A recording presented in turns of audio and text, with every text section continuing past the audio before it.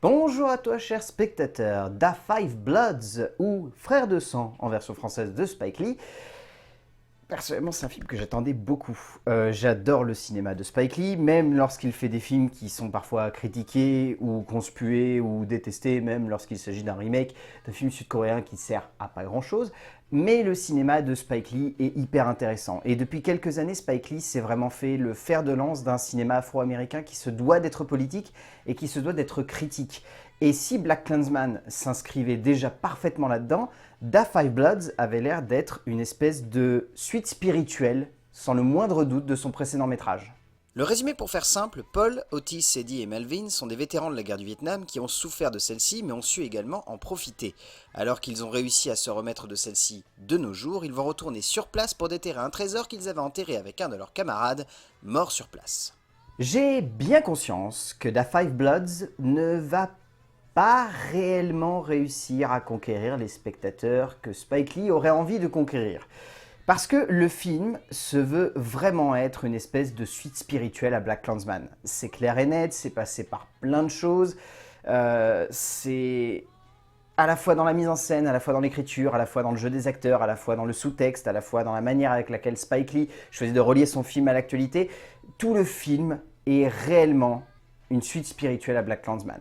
Mais c'est plus expérimental, c'est plus ambigu, c'est moins subtil aussi, soyons honnêtes, et ça se veut être un objet cinématographique à part entière qui a une vocation à être à la fois éducatif, culturel, un peu questionneur de l'histoire, jamais en cherchant à remettre en cause ce qui s'est passé, cherchant plutôt à replacer dans le contexte certaines choses que l'on a tendance à mettre uniquement d'un certain point de vue. Genre là, ici, soyons honnêtes, c'est un film qui veut clairement dire que la guerre du Vietnam, on a tendance souvent à en parler uniquement comme une guerre faite par des Blancs pour combattre des Viettes. Et Spike Lee a réellement envie de montrer que la communauté afro-américaine a été très importante dans la guerre du Vietnam, beaucoup plus que ce que l'on voudrait croire. Et c'est ça qui est le plus important au sein de cette écriture, au sein de cette mise en scène. C'est avant tout un point de vue historique qui choisit de replacer certains personnages dans l'histoire. J'ai bien conscience que c'est très vaste, que ça peut sembler très compliqué, mais honnêtement, moi, c'est ce qui m'a vraiment emballé dans le film. Le cinéma est un acte politique. À partir du moment où l'on décide de mettre un propos politique, qu'il soit en adéquation avec son temps ou mettant en relief un problème qui parcourt notre histoire depuis plusieurs générations, comme c'est souvent le cas aujourd'hui d'un cinéma américain qui veut critiquer son époque. Spike Lee est un cinéaste politique. Difficile de dire le contraire en même temps, et son nouveau long métrage, beaucoup moins subtil et juste que BlacKkKlansman, nous offre tout de même un grand moment de 7e art, politique et historique, extrêmement ambitieux en termes de forme et de fond, et à mettre en perspective en un sens avec le précédent métrage du cinéaste américain qui a décidément une sacrée dent contre Trump. En termes d'écriture, c'est donc écrit par David Wilson, Matt DeMeo, Kevin Whitmott ainsi que Spike Lee. Parmi ces scénaristes, je vous laisserai deviner lequel a déjà travaillé avec Spike Lee et lesquels ne sont pas des adeptes du cinéma de Spike Lee. Mais dans cette écriture, il y a une réelle envie de la part de ces 4 auteurs de parler d'histoire. Vraiment, quasiment entièrement que de parler d'histoire. L'idée de base du film est assez intéressante, c'est-à-dire qu'on va être à moitié dans un trip qui veut se la jouer Apocalypse Now, mais version afro, et en même temps dans un film qui a envie presque d'être une chasse au trésor moderne, qui veut replacer une certaine justice dans l'histoire, et on est clairement sur un long métrage qui a beaucoup d'ambition par le biais de son écriture. Dans le sens où il y a une ambition historique, il y a une ambition culturelle, il y a une ambition purement et simplement narrative, une ambition cinéphile. Le film va réunir plein de choses. Moi, personnellement, le long métrage, ici, en termes d'écriture, m'a beaucoup fait penser à Miracle à Santa Ana.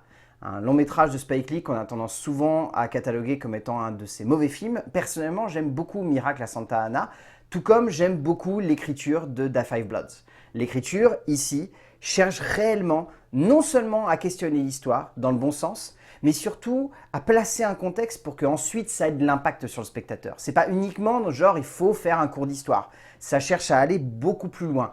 Le souci étant que à partir du moment où on commence à réfléchir en termes de pure narration, de découpage des personnages et de logique dramatique en termes d'antagonistes et de protagonistes, le film devient clairement, si ce n'est bâtard, en tout cas pas vraiment juste. Et il y a des instants où ça sonne limite comme un peu cliché, voire même par instant, c'est pas loin du nanar en fait, notamment dans son dernier acte. Ce qui est assez surprenant parce qu'on se retrouve avec un script qui passe par tellement d'étapes qu'à la fin, on a vraiment du mal à prendre du recul. Et même moi, là, je suis encore en train de digérer le film en me disant, ok, t'es passé par plein de stades émotionnels, replace un contexte et ensuite appuie-toi sur des détails. Parce que réellement, les 2 premiers actes sont parfaits sur énormément d'aspects. Le dernier acte est beaucoup moins intelligent. Les 4 scénaristes parviennent ici totalement à dominer leur sujet, mais ne savent pas toujours comment le mettre correctement en relief pour donner lieu à l'œuvre ambitieuse et démesurée qui devrait s'offrir à nous. Dommage car en soi la base du script est particulièrement forte et terriblement intense.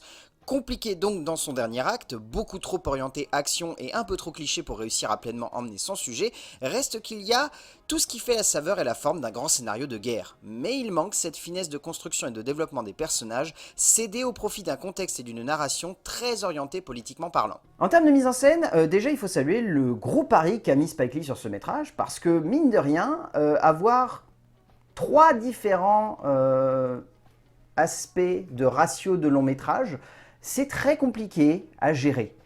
Mais ici, c'est très intelligent. C'est-à-dire qu'en gros, pour vous donner un ordre d'idée, la première partie de la chasse au trésor va être en scope, les flashbacks du Vietnam vont être en 4/3, et à partir du moment où on va se retrouver dans la jungle et où ils vont essayer de retrouver leur chemin jusqu'à l'endroit où sera enterré le trésor, on passe en flat. Et toute la dernière partie du film est en flat.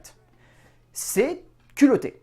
Pas toujours justifié, mais c'est culotté. C'est vraiment esthétique, ça apporte une ambiance, ça apporte des idées de raccords et d'enchaînement qui sont vraiment très intelligents, où le ratio va de lui-même plonger le spectateur dans la bonne dimension et dans l'endroit dans lequel il devrait bien se sentir. C'est très intéressant de ce point de vue-là et je trouve que le film est assez intelligent. Pareil, on retrouve ce même principe qu'il y avait sur BlacKkKlansman, des images historiques qui sont réelles, des illustrations avec des photos, etc., qui vont vraiment permettre au spectateur d'avoir presque un petit cours d'histoire.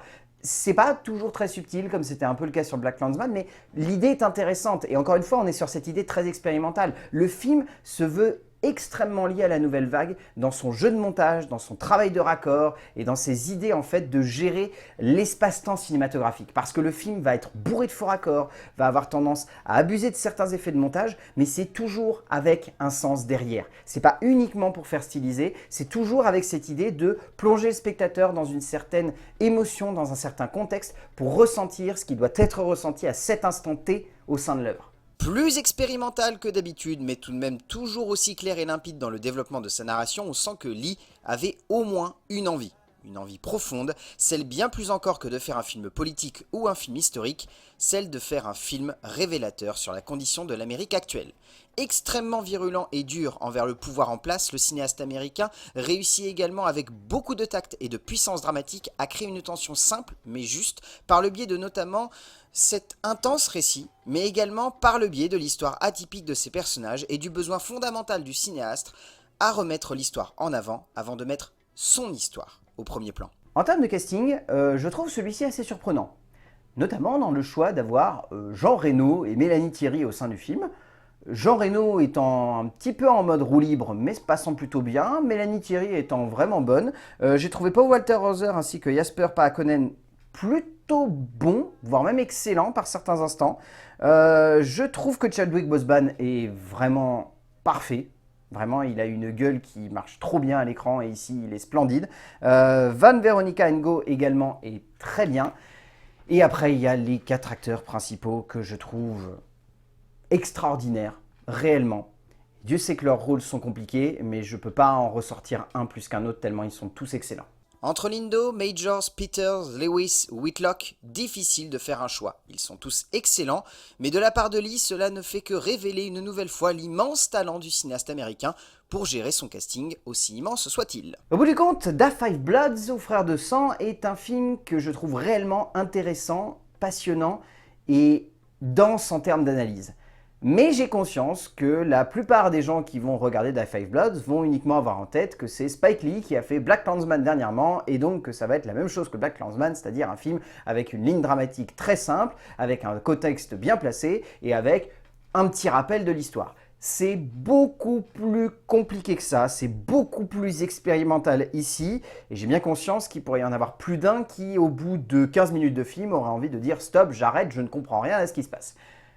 Essayez de dépasser ce stade, et vous pourriez voir un très bon film, voire même un très grand film.